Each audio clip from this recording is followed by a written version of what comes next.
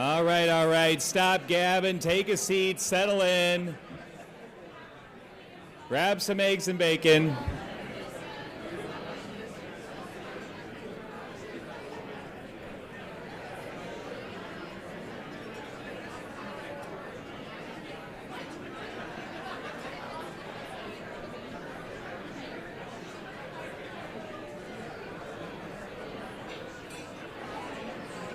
All right, you in the back, take a seat. We are going to get going shortly, so let's settle in.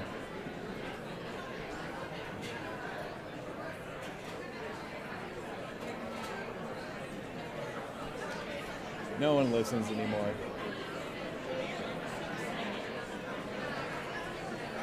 Okay, everybody, take your seats and shh. I'm talking to you if you're talking. If I have to start calling names, you're going to get in trouble. I see you, Benton. I see you, Counselor Wong. I see you, Michelle Gilla. Take a seat. I'm talking to you, Commissioner Treese. I see you, Mari.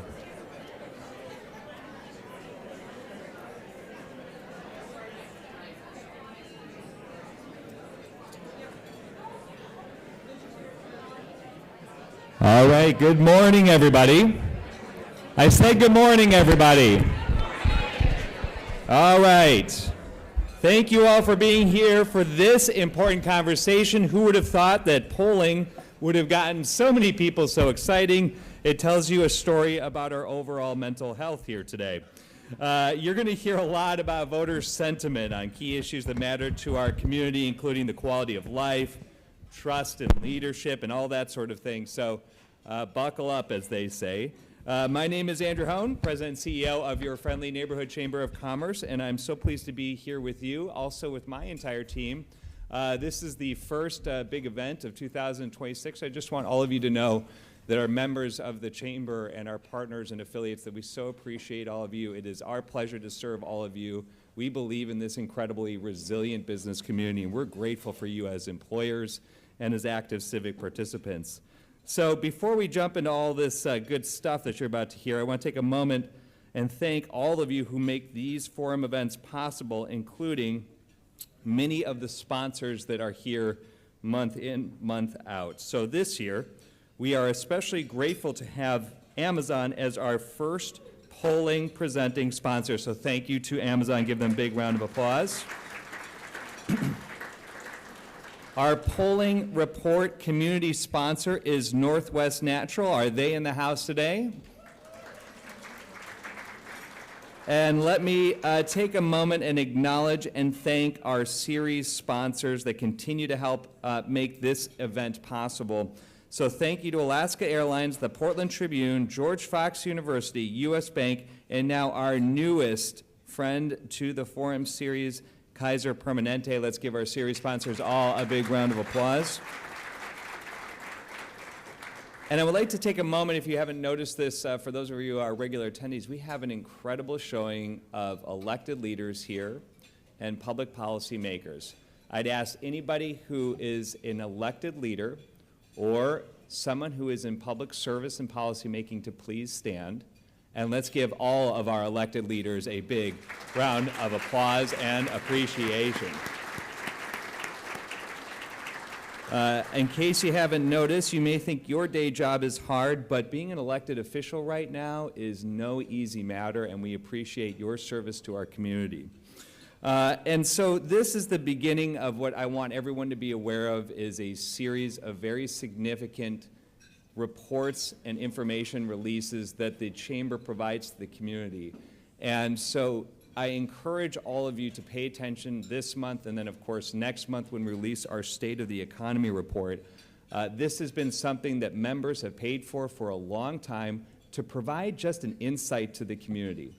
And it's important that we're just aware of the information and the data, because it can help to decide and inform our collective decision-making about what our priorities are. And so today, we're going to have our sponsors join us, provide remarks, and then we'll get into the topic at hand. So With that, I am very pleased to welcome from George Fox University, we have Sean Daly, Dean of the College of Education. Please join me in welcoming Sean.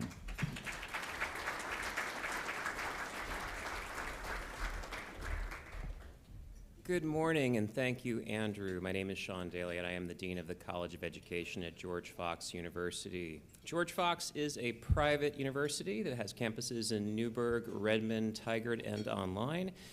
We have been serving Oregon for over 130 years with graduate and undergraduate programs in business, engineering, the health sciences, and of course, education. January 15th, phew, can you believe it? We're here. This is the time of year where the holidays are clearly in the background. Our calendars have filled up once again, and we are revising our resolutions already, right? Because I don't know about you, but I am too old to do goblet squats. I have learned that this week. At the university also, it's a time of the year where the excitement of returning for the spring semester has worn off a little bit, especially for the seniors. You can see it in their faces, like they're thinking about the fact that in a few months they are graduating and they are going out into the world and they're going out into this world. And at this particular moment, that's creating some tension for many of them as they think about what is this world going to be? What is the life they want to build? Where do they want to build their community and how do they want to set themselves up? At George Fox, we spend a lot of time working with those students on what it means to be informed citizens, not just engaged ones. We emphasize the discipline of paying attention, learning how to understand complex realities, weigh evidence carefully, and remain hopeful, even when the public conversation can feel fragmented and discouraging. And that's why George Fox believes that these sessions are important to support. Creating shared spaces with credible information can be surfaced, discussed, and made accessible strengthens the fabric of our civic community. I know that all higher education institutions in Oregon share the belief that we collectively need to support endeavors like this that provide context, clarity, and for our students, a reasoned basis for hope. It's important for our students to see that thoughtful leadership is possible, that disagreement doesn't preclude progress, and understanding the realities of our region is the first step towards improving them. On behalf of the faculty and staff of George Fox University, thank you to the Metro Chamber for putting on these breakfast forums, and thank you to all of you for being here to listen this morning.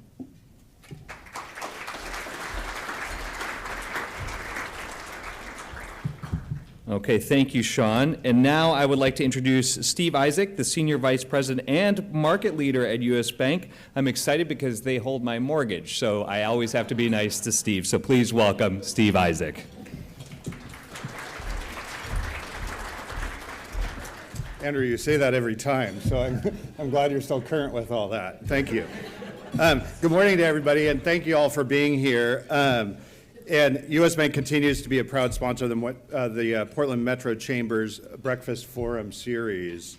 As in prior years, the first forum event really focuses on the results of the annual DHM survey, and it really sets a tone for the year as it reveals what Portlanders are thinking at this point, and as Andrew already said, buckle up for that one. Before we dive in, though, I did want to mention U.S. Bank's role in Portland and in Oregon. The U.S. Bank brand name was founded here February 4th, 1891. So we're coming up on our 135th birthday of the U.S. Bank brand in Portland. And we've been entrenched in our community ever since. And while the history and the legacy is important, I want to talk about the now and the tomorrow that we're focused on. With over 3,000 employees in Oregon and Southwest Washington market, we're here to serve. In the last year, we were the #1 bank in Oregon in philanthropic giving at over $3.6 million, so we're here to support. And with over $25 million invested in our retail branch network over the last couple of years, that means we're here to stay.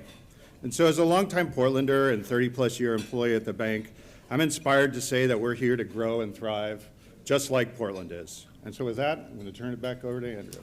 Thank you.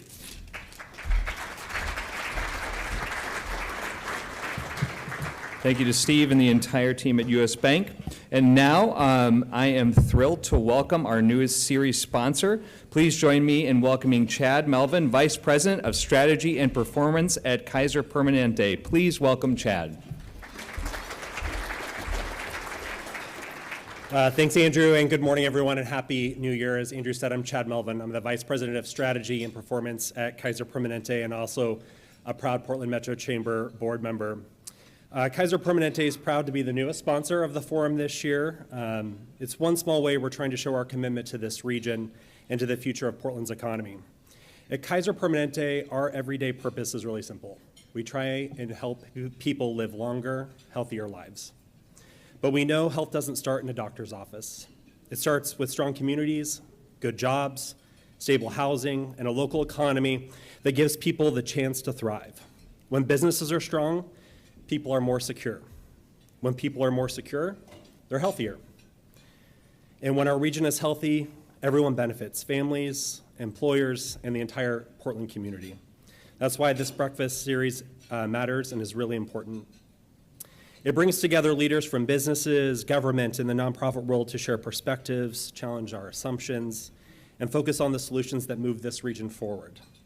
As the first breakfast forum of 2026, it also really helps set the tone for the year to come. Understanding how public opinion is shifting and what people are feeling matters deeply for how we lead, how we invest, and how we plan for the future of this region. I see this every day, both as a healthcare leader and as a board member at the Chamber. No single organization can do this on their own and solve all of these challenges. It's going to take all of us to own it together. Progress happens when we show up together, stay engaged, and keep our eyes on the long game for this community. So thank you to the Chamber for convening this series, and thank you for all of you for being here and for the work you do every day to help build a stronger, more resilient, and thriving Portland. Thank you.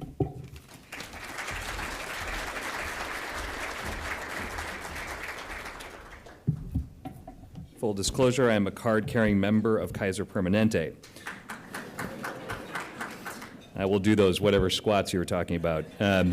Anyways, and then segueing to another, I also am a proud card-carrying member of Alaska Airlines credit card. I would like to introduce Tim Ackman, the General Manager of Corporate Sales at our beloved hometown hero airline, Alaska Airlines. Please join me in welcoming Tim.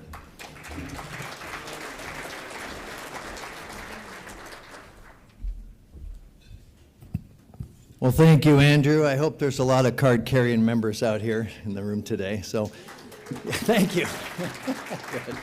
Well, it looks like we've got a great event. I'm pleased to be here kicking off the new year. Sounds like a lot of people came out. Is there something important going on today? Is that what's happening? No. So, again, as Andrew said, account executive or corporate sales manager for Alaska Airlines here in the Portland region, and just excited to be here. Our growth story at Alaska Airlines is a great example of what can happen when public leadership and private investment actually move together. When infrastructure, workforce, smart policy are aligned around long-term regional competitiveness. Alaska is the largest airline on the West Coast, serving more than 120 destinations across North America and increasing business across the Pacific. We're proud to be the largest carrier at PDX, offering you nonstop service to over 60 destinations. Our newly added global livery and record-setting fleet expansions are not just about a fresh look. They demonstrate our confidence in the West Coast as a global gateway. Our commitment to growth is rooted in strong demand and built on partnerships with local, state, and federal leaders who invest in airports, trade, tourism, and communities that make travel possible. Expanded international service to places like Narita, Japan, Seoul, Korea, London, Rome, and Reykjavik means more than just routes on a map. It strengthens our business ties, attracts talent, support, exports, and opens doors for innovation across the Pacific Northwest. We're proud to be a founding member of the Cascadia Sustainable Aviation Accelerator Group, working to make the Pacific Northwest the next global sustainable aviation hub. Our commitment to sustainable aviation fuel and progress towards our goal of net zero carbon emissions by 2040 demonstrates what's possible when policy from public-private investment along with cross-sector collaboration succeed. The challenges ahead, whether infrastructure, climate, or workforce, demand exactly the kind of collaborative leadership this breakfast forum represents. Alaska is proud to work alongside chambers, elected officials, educational institutions, community partners to help ensure this region stays connected, competitive, and sustainable for the long haul. In closing, I'd like to thank the Portland Chamber, Andrew and his team, and the leaders, innovators, and change makers in the room today.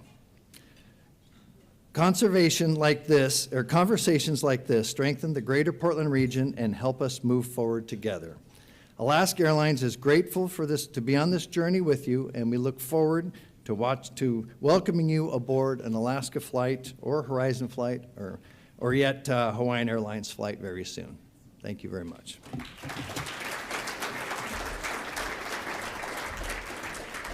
Okay, thank you so much, Tim. And now I'd like to introduce, last but not least, our polling report presenting sponsor. And representing Amazon today is the Senior Manager of Public Policy, Ellie Booth. Please join me in welcoming Ellie, and thank you, Amazon.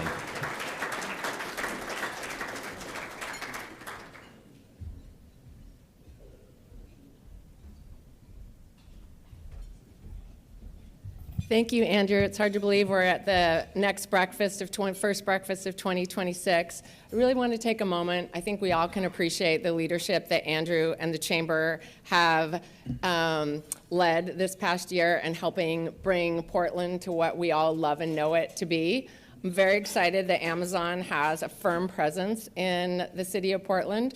One of our offices is in the old Oregonian building, and so I love walking into that office. It reminds me of the Oregonian and everything about this and some of the old attributes.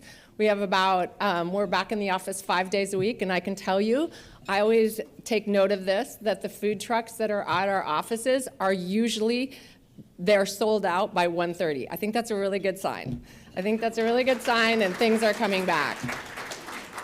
As a quick note, Amazon has a significant presence in Oregon, not only in the Portland region, but we have about 13,000 employees throughout the state. We have our data center region in Eastern Oregon. We also have our newest robotics facility in Woodburn, and we have quite investments throughout the city of Portland. So wanted to thank Andrew and thank all the elected officials for the hard work that you did in 2025 to get us to 2026. Looking forward to making that next step forward. Thanks, Andrew.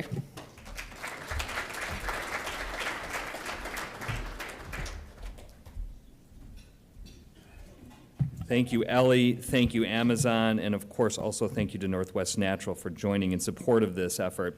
So today's conversation is about the state of the Portland electorate and what voters are feeling. And we love talking about our feelings here in Portland, what they're prioritizing and how those attitudes are shaping our region right now. These polling results give us more than numbers. They offer a snapshot of public sentiment on issues like quality of life, economic confidence, and trust in important institutions. At a time of change and economic uncertainty, we need that too, but it's also uncertainty, where voters' stands helps to ground the conversation in facts. So, with that, let me introduce to you John Horvick, Senior Vice President at DHM Research. John will provide an overview of the polling results, so please join me in welcoming our pollster, John.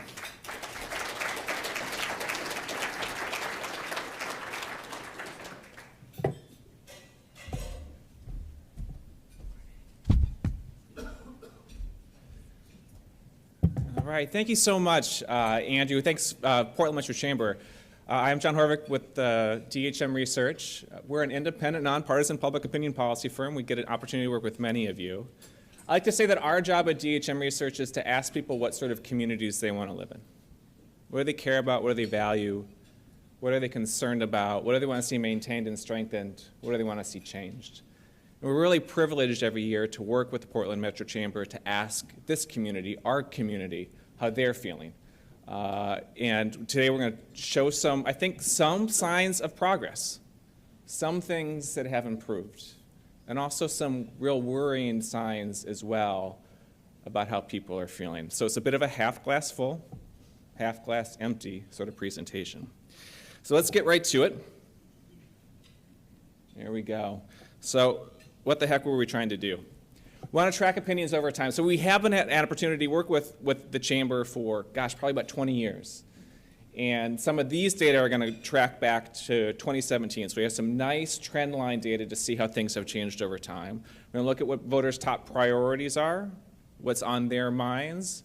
We're going to talk a bit about downtown Portland and how people are feeling about it, how much they're visiting downtown, whether they feel safe downtown.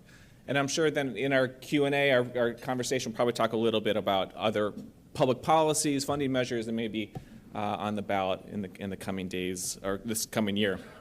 So this is a region-wide survey. So it's not just Portland. We're looking at across the region, so Multnomah County, Washington County, Clackamas County. For those who keep track of methodology, sample size of 600 with a margin of error of 4%.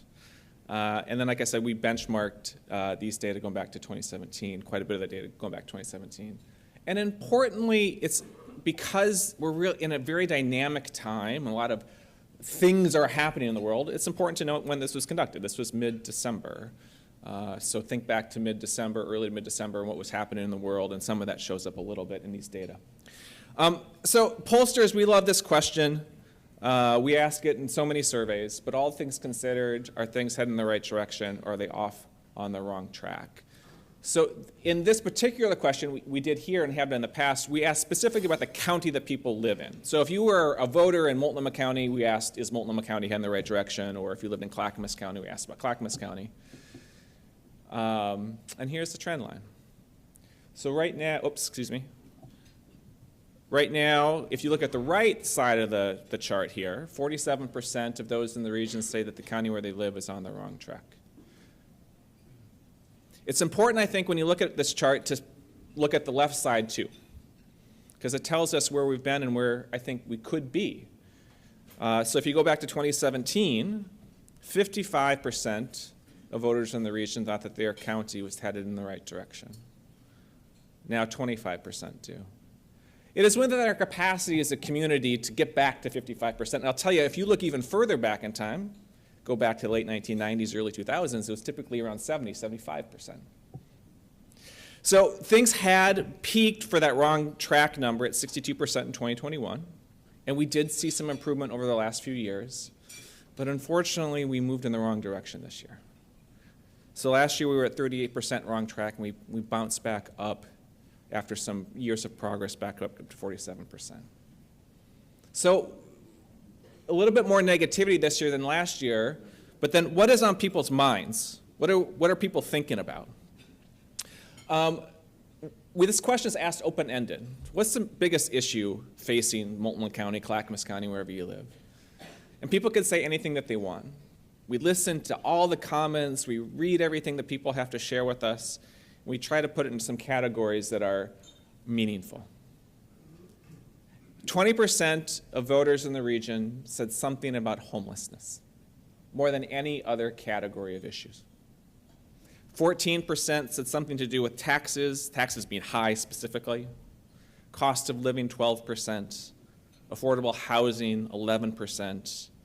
And this is where the date of the survey I think matters. 10% of people said something about immigration enforcement or ICE. That's new, we hadn't heard that before.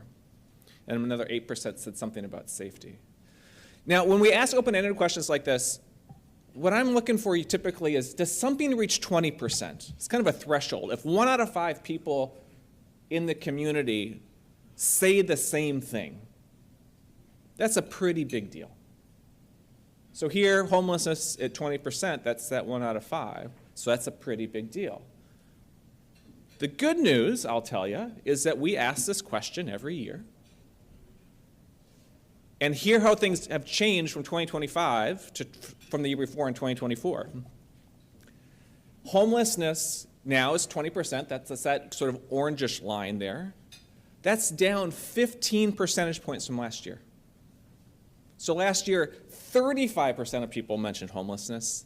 This year, it's 20. What else came down? Affordable housing fell 7 percentage points this year from last year. And crime fell 4 percentage points this year from last year. So some things that the community has focused on, given its attention, and acted on, we have seen some improvements, at least in the percentage of people who are saying it's the most important or the biggest issue. Of course, if they came down, something else has got to go up. So what's increased? High taxes, up 8 percentage points from last year. Cost of living, up 5 percentage points from last year. And then that immigration, ICE, wasn't mentioned at all last year, but it was this year. So you have this decrease in sort of comments about homelessness and crime, and an increase in comments about the economy, finances, cost of living. So that's one way we look at sentiment. Another is to give people categories of things that they can respond to.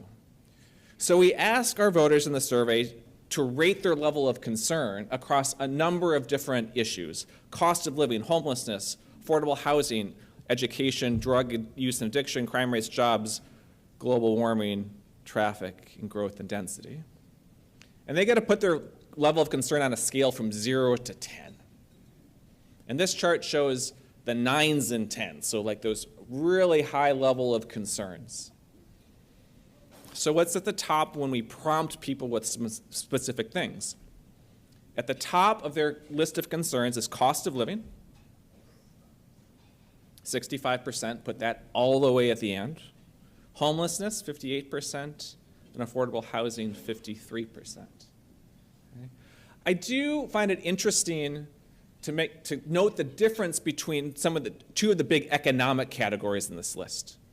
Cost of living being at the top, but jobs further down the list. And that's not historically always the case. If you look at times of high unemployment, jobs will be towards the top of the list. But right now, the economic concerns are really more about affordability than jobs. Now, hopefully we have jobs and we don't see jobs come up the list, but right now, the economic concerns are more about affordability than jobs. Kind of drug use and crime rates, these are some real big issues in Portland over the last several years. Mid-tier right now compared to some other things. And then I think it's important to pay attention also to what's towards the bottom of the list. Traffic and climate change. Traffic, I think in particular right now, considering the debates in Salem about a transportation package, it's notable that that is a lower level of concern in the Portland metro region than some other things. We have been tracking these for quite a while. So I want to call out a couple of them: homelessness and crime rates. So these are, again, are the 9s and 10s on this scale, going back all the way to 2017. And you see homelessness on the right there is 58% and crime rates at 36%. Higher than we want them to be, but also down considerably from their peaks. In 2021, homelessness was 76%. Now it's 58, an 18 percentage point decline over a course of a few years. Still, a majority of folks are telling us it's a high level of concern, but not nearly as much as it was a few years ago, a sign of progress. Similarly with crime rates. We're at 36% now, but in 2021 we were at 58%, a 22% decrease in that high level of concern. I don't want us to stay at 36%. I'm sure you don't want us to stay at 36%, but it's also worth noting that it's down quite a bit over the last several years. But where have we seen increases in concern? And here are two. Cost of living. Again, we're at 65% now, but back in January 2020, we were at 41%. We've just been seeing a steady march up of concerns about affordability. And jobs, although there is that gap between... You mind me interrupting for one? I have a big public service announcement. I'm so sorry. If anyone is driving a white Mercedes, it is about to be towed. It's directly in front with license plates 096QUA. So if that's you, You better get rolling, okay? Right out in front, okay? So, sorry about that, folks, and sorry, John. That's all right. That's all right. I think traffic might be a concern for somebody here in the room.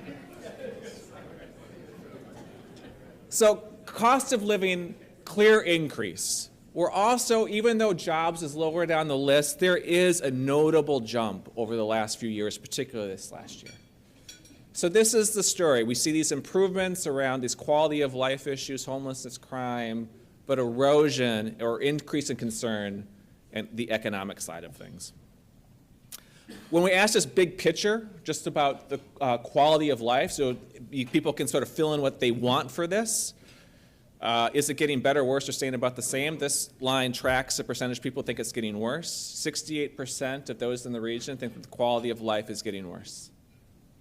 That is down from its peak in 2021 when it was 88%, but it's also up from last year.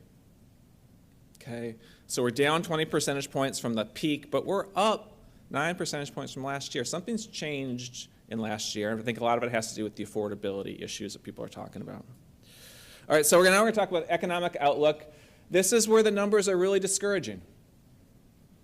So we ask people to tell us economically your financial conditions. How are you doing compared to 2 years ago? Are you worse off, better off, or are you about the same? And we've been tracking this again all the way back to 2017. And if you look at the left of the chart first before you look at the right, in 2017, just 17% of people then said that they were worse off compared to 2 years ago. And it's just marched up every year. This year, for the first time, a majority of people, 52%, said that they were worse off now than they were 2 years ago. So why is the wrong track number up? Well, I think because people are feeling really economically stressed and strained. Relatedly, we ask people about their economic opportunities. Do they feel that they have good economic opportunities in the region, or are they poor? And again, I'd say look at the left side of the chart first here. So we started asking this in 2019. In 2019, 76% of people in the region said that their economic opportunities here were good. Now just 27% do. And if you look at the other way around, in 2017, just 16% said that they were poor. Now 63% do. It's been a flip. Why are people negative about things? Well, they're seeing some progress again in homelessness and crime, but they're seeing real erosion on their economic opportunities and their personal finances. And it gets a little bit worse because then we ask them to project out into the future. Thinking about a year from now, do you expect your economic conditions to get better, worse, or stay about the same? A majority, 52%, say it's getting worse. They expect their economic conditions to get worse. We don't have tracking on this, so I don't know exactly how it compares to the past, but I think given the other data, we can infer that it probably has worsened this year than it would have been in previous years. And then one more on the economy, we do ask people, hey, considering the taxes that you pay and the services you receive, thinking of both those in combination, are your taxes too high, about right, or too low? 72% say that they're too high. There's a disconnect between what people say that they're paying and the quality of services that they're getting, and that's in a moment where they're feeling personally stressed and strained about their finances and their sense of economic opportunities. But has there been progress on any of these things? So we took that same list, all these issues, again, crime rates, homelessness, climate change, all the different things, and said, hey, have we been making progress on these issues or not? And so here, the green here is people would tell us we're making significant or some progress. The yellow to orangish colors are little to no progress. So you're going to see the yellow to orange is bigger than the green. So most people aren't giving us credit for making progress. But again, I think the rank order here is important. The thing that people said that most likely to say that we're making progress on is crime rates and homelessness. All right? And those were the issues a little bit lower in terms of intensity of concern that we've seen in the past. What's at the bottom of the list? Cost of living. Cost of living. There are some, I think, interesting differences by area. So these are just same things, it's broken down by Portland versus the rest of the region and whether or not they're seeing progress. Portlanders are more likely to say they're seeing progress on crime and homelessness than outside the city. So here in particular, where we are today, this is where the folks are saying we're making the most progress. Again, these aren't great numbers. We hope that they would be better, but it's consistent with the theme of all the data. And then we also ask voters to consider kind of 3 buckets when it comes to supporting businesses. Do businesses, one category is businesses do not have enough support from local government. That's that orange. 60% of voters put themselves into that category. 11% said businesses have the right amount of support from local government, and 10% said they had too much. Oh, whoops. There we go. Thanks, Michelle. So, you know, a clear majority of people, voters in the region, are saying our local governments need to do more to support local businesses. What that might look like, this data can't speak to, but we can see directionally where they're at. And then some about downtown Portland. A question we've been tracking is just, have you visited downtown Portland in the last 30 days? And then we asked them how many times. And 67% had visited downtown Portland within the last 30 days. And that's people across the region. Across the region. I'll try to keep up my slides with my comments here. So the plurality of them had visited 1 to 5 times, but 2/3 had. And then this is just broken out if they had visited downtown Portland in the last 30 days, whether you're a resident in the city of Portland or you're a resident in the rest of the Tri-County. And so if you're a Portlander, the numbers have been pretty consistent, right around 70%. But if you live outside the city, it was 45% in 2023, and it's 62% now. That's a 17 percentage point increase. That's a pretty big deal. It's a pretty big deal that we're bringing more people in from outside the city. That's a real sign, I think, of progress. Another sign of progress is we just ask people, hey, have the conditions in downtown Portland, have they gotten better?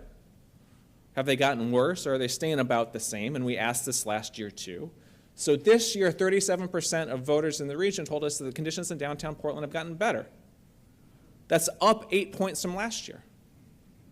Right? These signs of progress, these are the positive things we see in the data. Last year, more people said that things were getting worse. This year, more people said that things are getting better. And then, do you feel safe? We ask about feeling safe in downtown Portland during the day. That's the orange line. And then we also ask about feeling safe downtown at night. You know, about 64% this year said that they feel safe downtown during the day, but that's up 20 percentage points from 2023. 34% say that they feel safe in downtown Portland at night. Not a great number, but it's up from 18 percentage points a couple years ago. Right? We want to keep on making progress on these, but these are signs that the work that we're doing is making a difference. Then lastly, about being safe downtown Portland at night, these are just some differences by some demographics. On the blue there, the blue here is by age, and there's not that much of a difference. So people young and old, a little bit of a difference, but not that big of a difference. Men and women in purple, race there in the gray. There is a big difference. That the green here is whether you're a City of Portland resident or you live outside the city. But the really big difference is that mauve or purplish color on the right. 51% of Democrats say that they feel safe downtown Portland at night. We don't have a lot of Republicans in the Portland metro region, but not zero. Just 5% of Republicans say that they feel downtown safe at night. Portland has become political. Portland has become political. We all know many of the reasons why these data look like this, but Portland's downtown success in the future does depend on it being a place where all people want to come. And this is evidence that remains a big challenge for us. So with that, I'm going to stop, and I think we're going to have a conversation.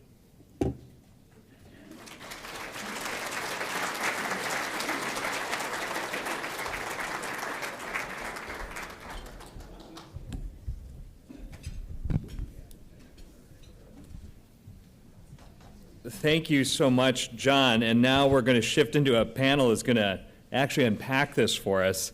Let me introduce to all of you people who eat and sleep this information morning, noon, and night. And we are just so thrilled to have a panel. I truly think of outstanding professionals, experts, and business owners.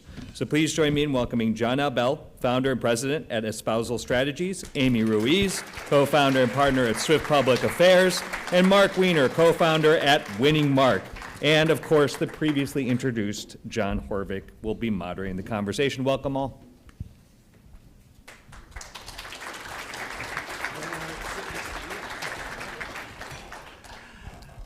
All right, Amy, John L., and Mark, it's good to talk about this. I want to begin by just getting your take. So you heard a little bit of my take.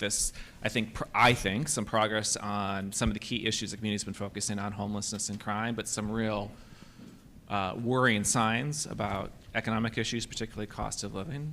But that's my take. Let's quickly kind of go through your individual takes, and Amy, we'll start with you and work our way down this way. Excellent.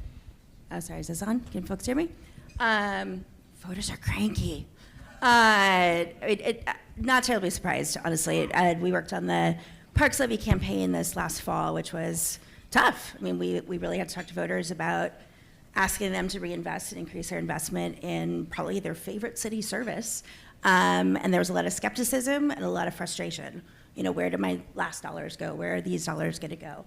You know, I certainly don't want parks to close, but I'm really skeptical that this is going to work. And we just run into that over and over on, you know, issues going before voters at the ballot, but also what they're seeing, you know, churn out of our city halls and our county boards. I think there's just a lot of impatience and skepticism and crankiness that they're not seeing the results that on the basics, frankly. I concur. I think voters are cranky, but voters are also broke, is what we're learning.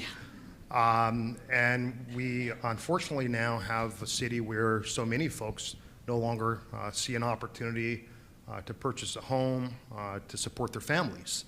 And so I think the key takeaway is economic empowerment and economic opportunity is something that is top of mind of voters. And you see that connected also to the homelessness and houselessness data.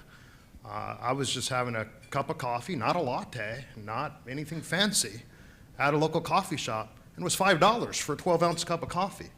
And that's the reality that so many voters are experiencing when they go to the grocery store, wanting to purchase milk, wanting to purchase eggs, and you extrapolate that, and that's what we're experiencing right now. Is this on? Great. Yeah, well, I mean, I hate to make things unanimous, but, you know, I agree with both of those things. I do think it is worth looking at, if we're looking at the economic stuff, the difference between cost of living and jobs. This is the thing that I think people find most concerning and most frightening, and you know the old James Carville line, it's the economy, stupid.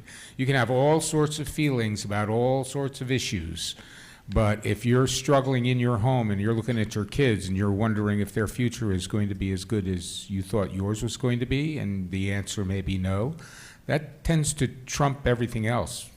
I hate that he's ruined the word Trump.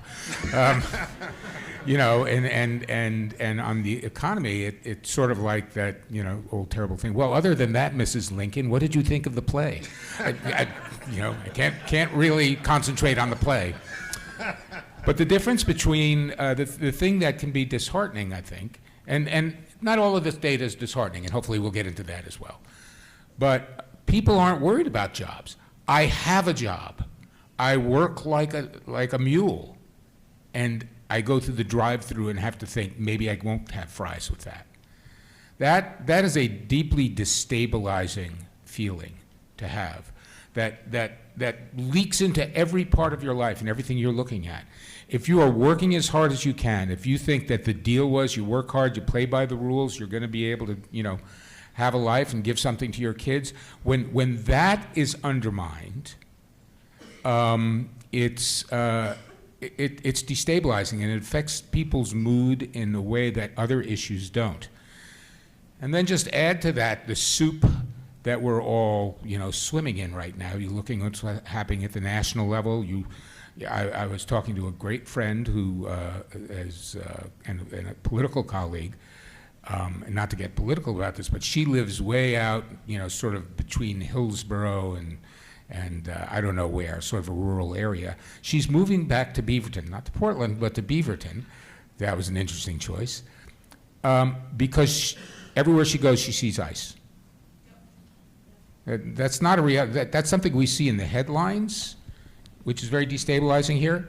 For some people, even in this region, this is something they're seeing day to day.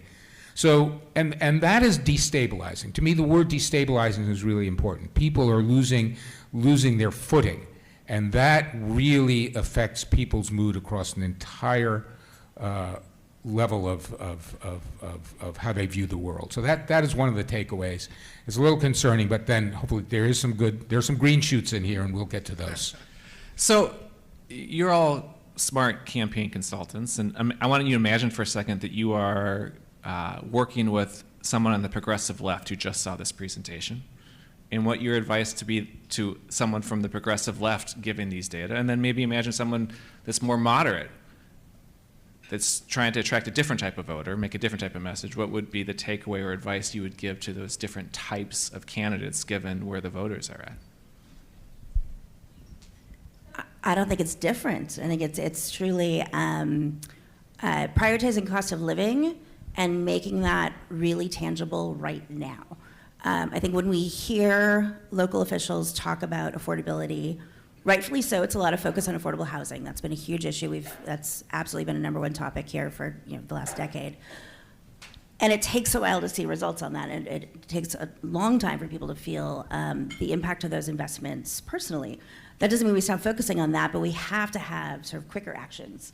Where can we, at least hold the line on fees and taxes and, local costs that we have control of? Where can we, look to cut some of those and show people that, A, we're listening, we're taking urgent, immediate action, and we're really focused on this. It's not about 12 people's individual priorities. It's about what's our shared, 3 things we're going to focus on this year, and just keep hammering on those. You can do other things too, but every Portlander should know what are the 3 things our council's focused on this year. What are the 3 things that our region is focused on this year? I would hope that's really strong economic development strategies, addressing the cost of living issues, and probably that continued focus on homelessness. But we just have to be focused. Yeah, 100% agree. We have to be focused, and we have to prioritize our spending on areas that will move the dial. What do I mean when I say that? Workforce development is an area where we know we can invest here in our local communities on whether it's infrastructure projects or other efforts that will hire people here locally. We've got to turn down the noise on this whole notion of whether or not Portland is a business-friendly community.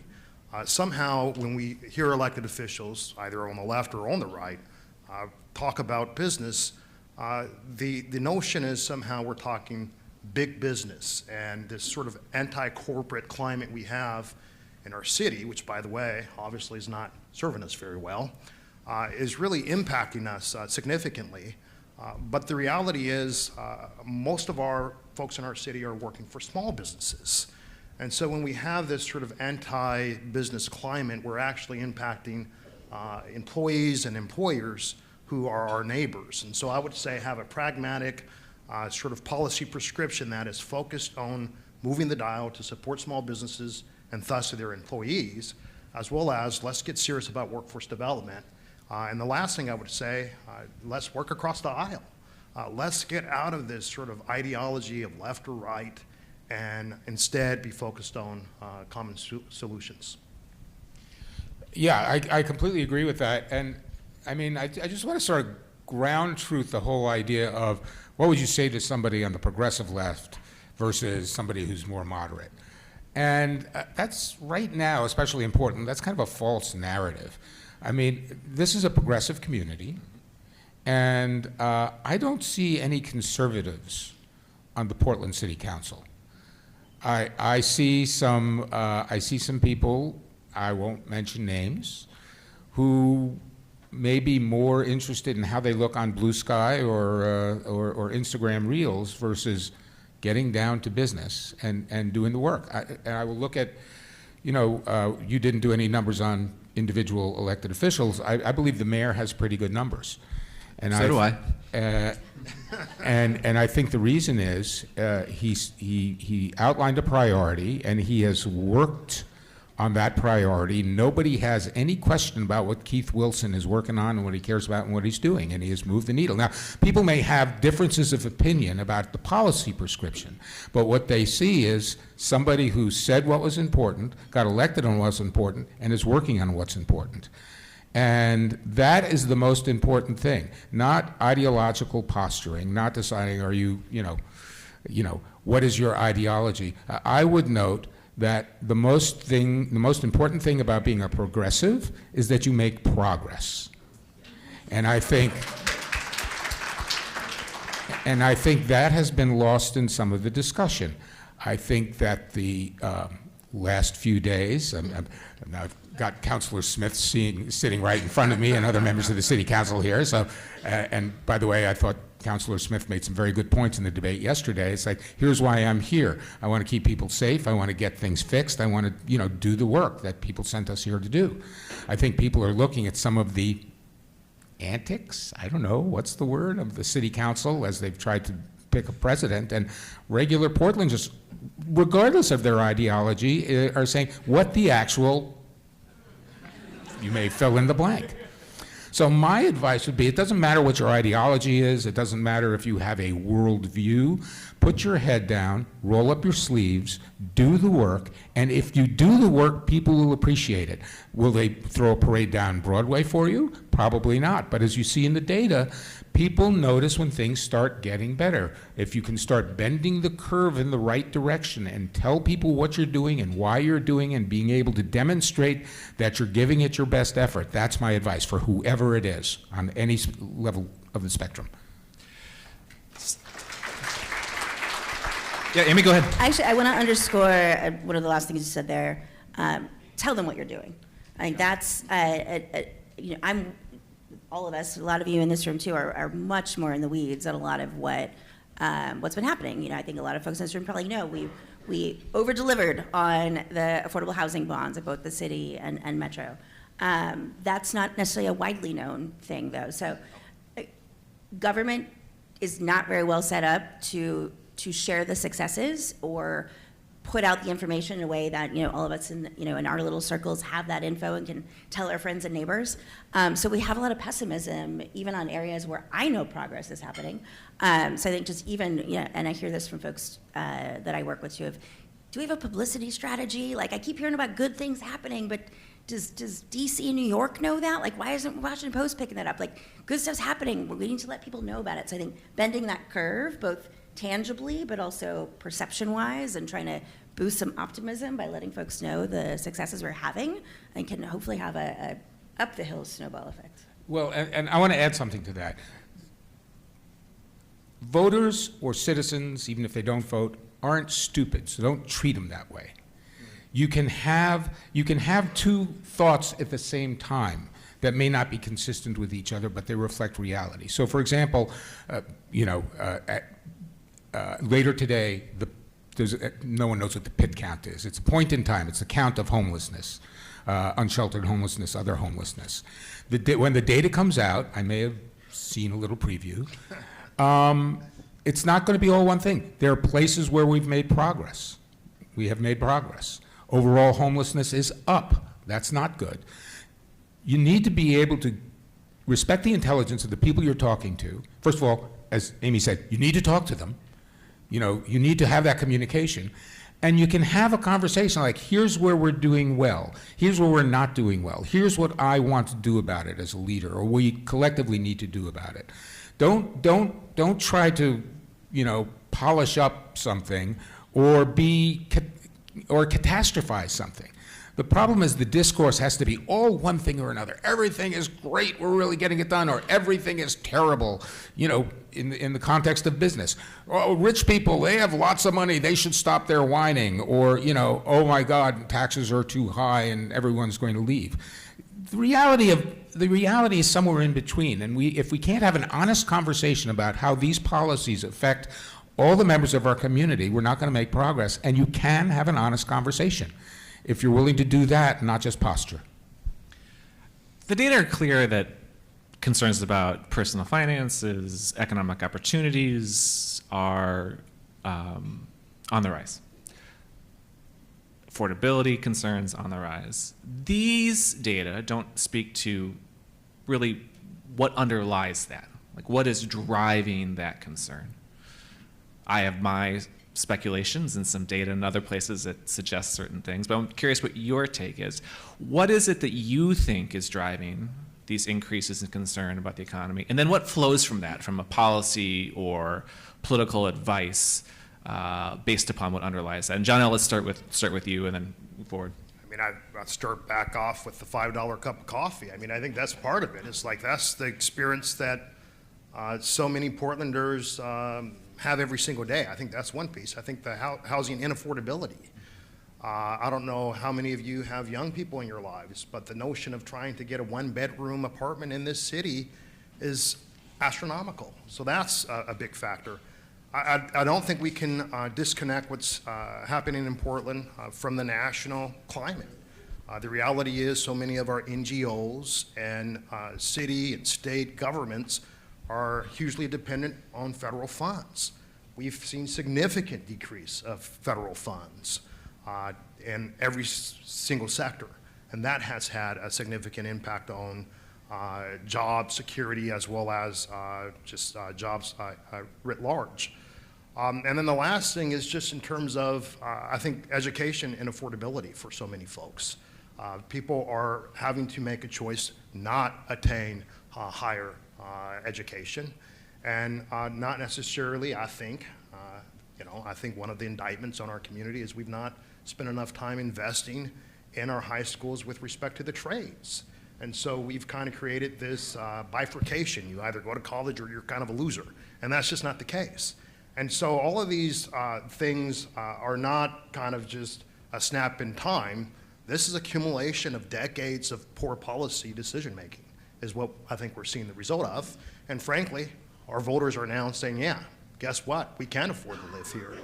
And the last thing I'll say is, for low-income communities of color, oftentimes what we're seeing is huge increases of population migration to Clark County, as well as other places in the region, either Washington County or even Clackamas County. And that's another thing that we really need to be paying close attention to is what policies have led to Portland becoming so unaffordable, whereas in some of these other communities we're seeing huge spikes. I mean, Vancouver is a good example of huge spikes. If you look at the census data there, huge spikes of low-income communities of color because they can have housing affordability. So lots to unpack there, but those are some of my senses. Amy? Totally agree with all that. I think we also have some, structural issues that are really coming to bear right now in terms of, how revenue works in Oregon and locally. We have a lot of high-income earner taxes. We go to voters on property taxes. We don't have a sales tax, and we have this two-legged stool. It makes it very difficult for our policymakers to, and frankly advocates too, want to move other programs forward. How do you pay for it? So that's where we see other fees and things going up to try to balance it all out. I mean, sort of talking about one of those doom loops symptoms, but it's real. In the face of declining property tax revenue or business tax revenue, what do?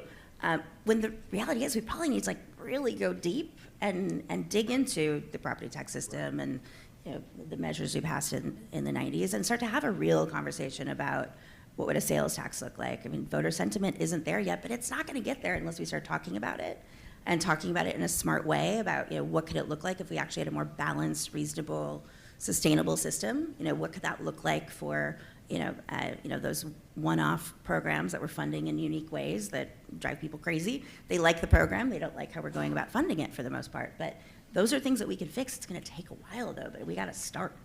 Now might be that time to start of things are rough, let's let's start to dig out of the hole. I very much appreciate the idea of having a long-term conversation about sales taxes or other reforms.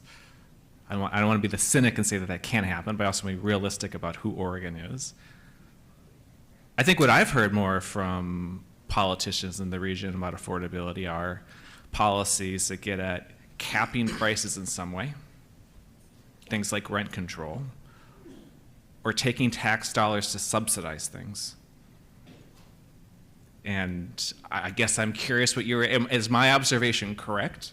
Wrong? What's your sort of take on that observation, I guess? Yeah. Oh, I could talk about that for a long time. No, that is absolutely an issue that we have. I would say an understandable, desire to do something quickly that people can feel right away, or to regulate something and try to keep that price down.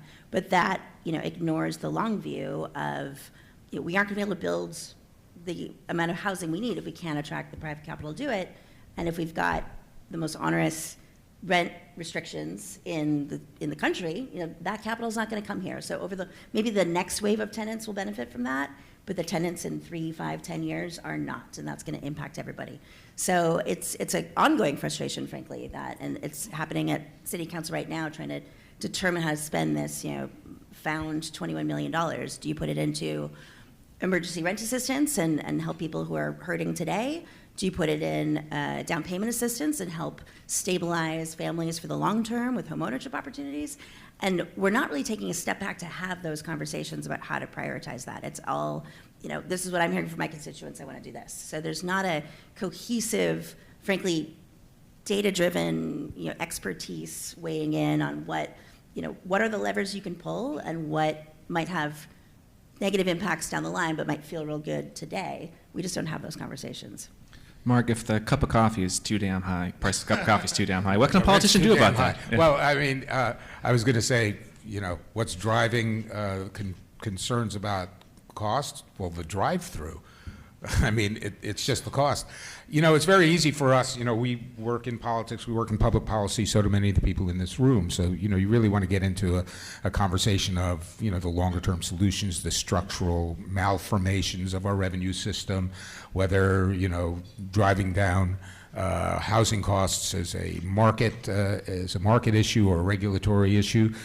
But since the subject of our morning is the mood of the electorate, the only thing I would caution is it's a really important conversation to have about whether you should install a sprinkler system in your house as a fire prevention. It's very interesting. Probably, how does it cost? What are the benefits? What are the costs? It is hard to have that conversation when the house is actually on fire. And I think that's what voters react to. It's like, what are you talking to me about? I see your lips moving. I don't understand a word that you say. Do you understand what's happening in my life right now? Do you understand what's going on? And by the way, voters don't really have a distinction between what's a county government, what's a state government, what's a city government, what's the federal government. All they know is they are feeling like they're in trouble and that the road ahead looks worse and it doesn't look better. And first and foremost, they would like to know that their leaders, whether it's their elected leaders or their business leaders or their community leaders, get that. I've always said that when I've used to have to train candidates, I still do sometimes. And if you have a position as a candidate and your target voter who you need to get, whose vote you need to get to win is over figuratively in the other corner of the room, lots of candidates will say, hey, you over in that corner, you're in the wrong corner of the room. You ought to be over here with me because, I'm smart, I'm right, I've got your best interest. So you're in the wrong place. And I would say that's a terrible idea. What you need to do is you need to walk over to that corner of the room, look them in the eye, take them by the hand, understand where they're at, and then walk them over to your corner. I don't think we're doing enough of that in our politics or in our community life. And the first thing that, if you want to get somebody's attention, They need to look at you and say, you understand me and you're having a conversation with me. We're not doing enough of that. We are lapsing into tribalism, we're lapsing into ideology, and people see that as not only irrelevant to their lives, but they're finding it quite off-putting. So my advice with regard to the electorate, see them, talk to them, and work with them. Otherwise, we'll just be shouting at each other forever, and we've seen where that gets us.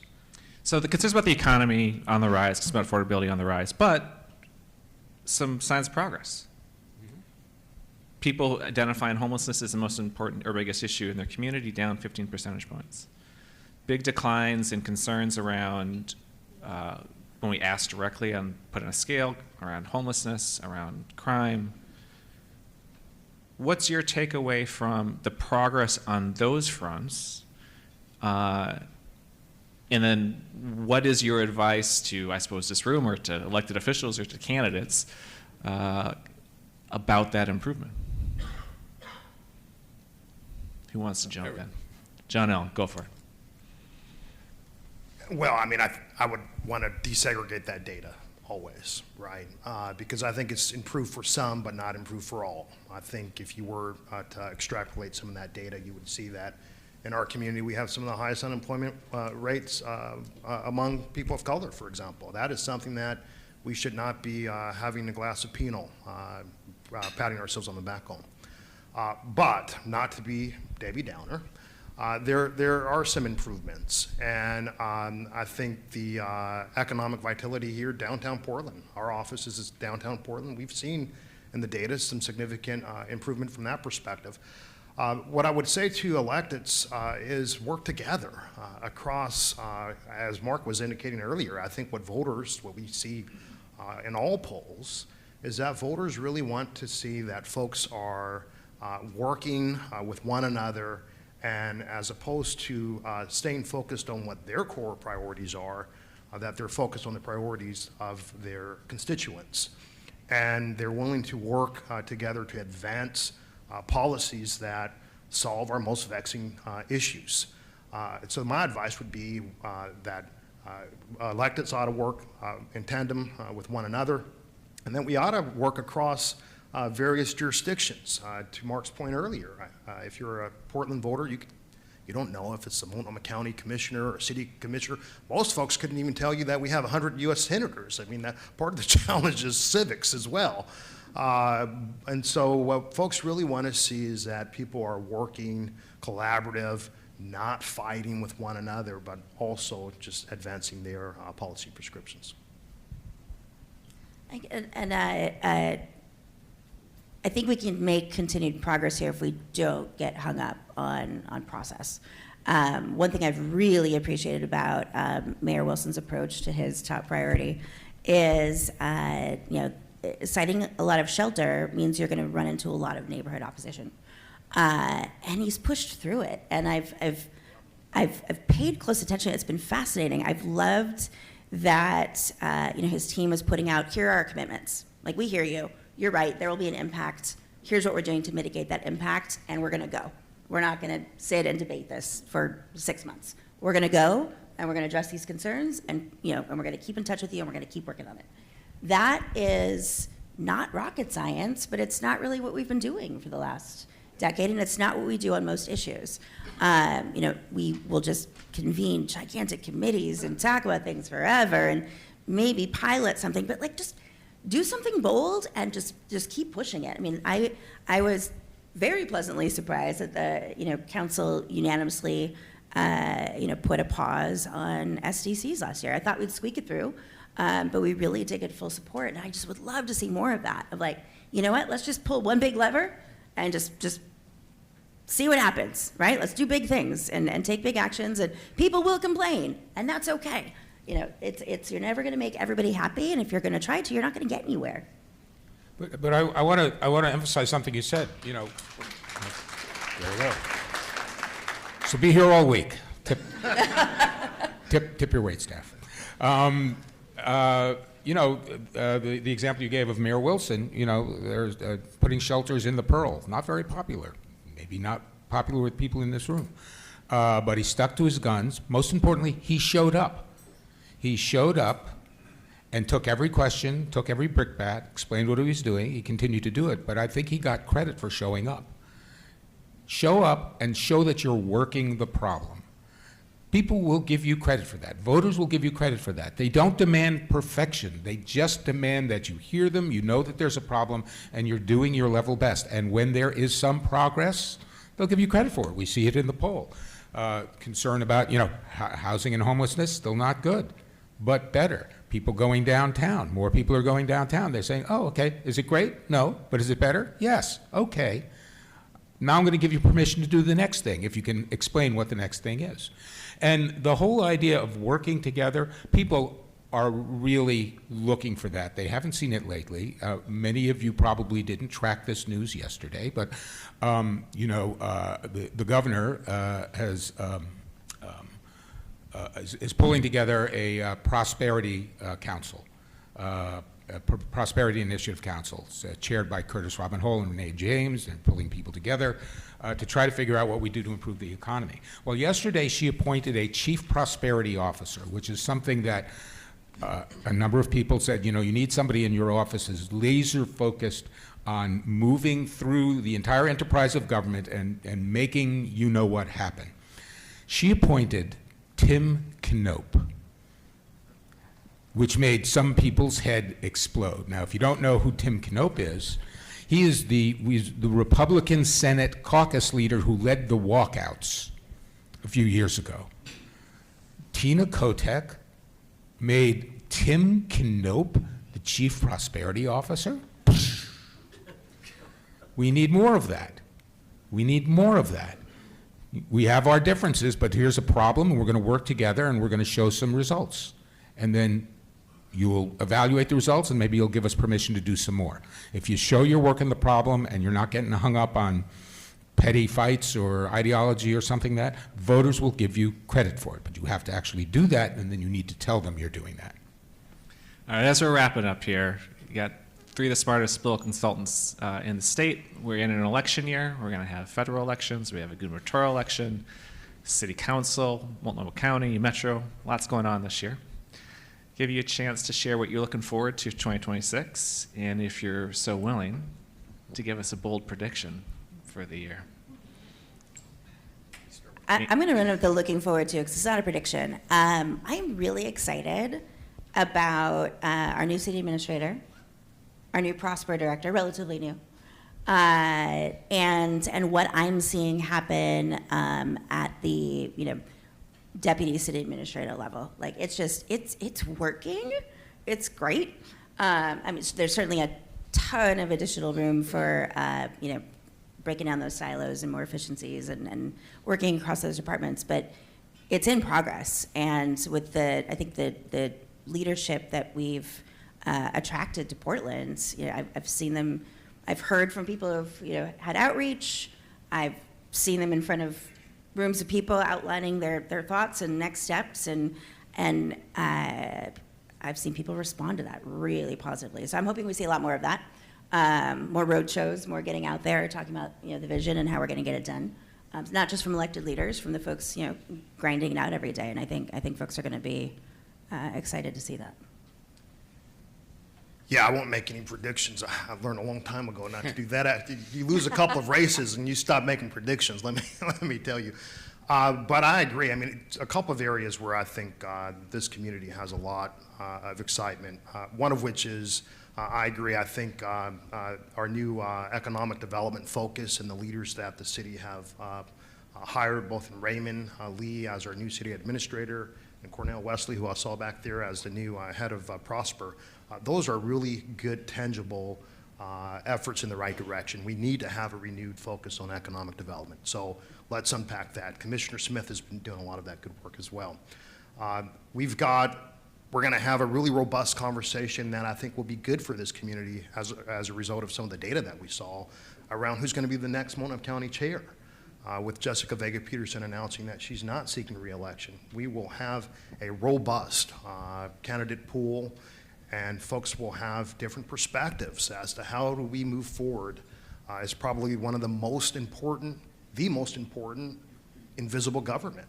The county chair is the most powerful executive in the state that a lot of folks just are unaware of, even more powerful than the governor by virtue of the county charter. So that's going to be a really important thing to be paying close attention to.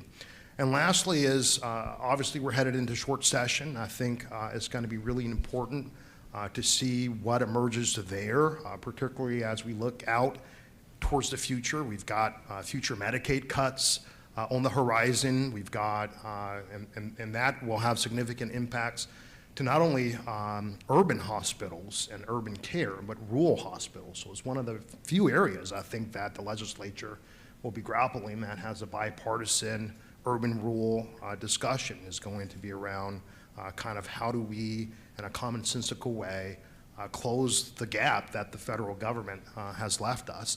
And then lastly, as we head into 2027 session, conversations around an infrastructure bill, I think are going to all be very important. Our roads are crumbling, and though it's not necessarily a top ranked issue, if we again focus on the jobs, workforce development, I think we can both improve our road quality as well as hire folks along the way.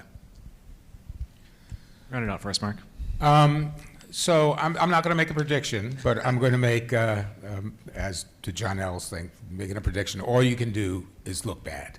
No one remembers the ones you get right, just the ones you get wrong. So I'm not going to do that. But here's where I think is my hope for the opportunity of this next year, especially with regard to politics. You know, over the last period of time, and this is the national level, I don't know if there are any Seinfeld fans here, but our politics has basically been a celebration of Festivus, which is, the holiday for the rest of us. And George Costanza would say, well, you erect a giant aluminum pole, and then there will be the airing of grievances, and then there will be feats of strength. Which I think Councilor Novick does want to make an official city holiday. Yeah, well, I think we should erect an aluminum pole in Pioneer Square every year. I think the opportunity for this year could be to stop doing that and stop having fight and stop, ideological posturing and to have the election be a referendum on, are we going to pull together and work the problem, or are we just going to fight about things? And the problem is we're doing this in an environment, a national environment and now an international environment, that is only about fighting about things. It's about ideology. It's about whatever Trump is doing. We're taking over Greenland. We're shooting people in the streets. I mean, the stew in which we are existing is pretty toxic. And our opportunity as a community here in Portland, the Portland region, with a lot of change, with Multnomah County Chair, there'll be a new Metro President. We have an evenly split City Council. We see what the result of that is. Whoever said let's have an even number should be taken out back. And so there'll be a referendum on that. So if we collectively can have a conversation, both from the candidates, but especially the people in this room, civically engaged Portlanders who remember what the promise of Portland was, and if you're progressive, what progressive means, making progress. If we can have this election be a conversation about how are we going to pull together and fix some problems instead of succumbing to what we're seeing everywhere else, that will be able to set us apart, just like we set ourselves apart with the inflatable frog. Right? That's our opportunity.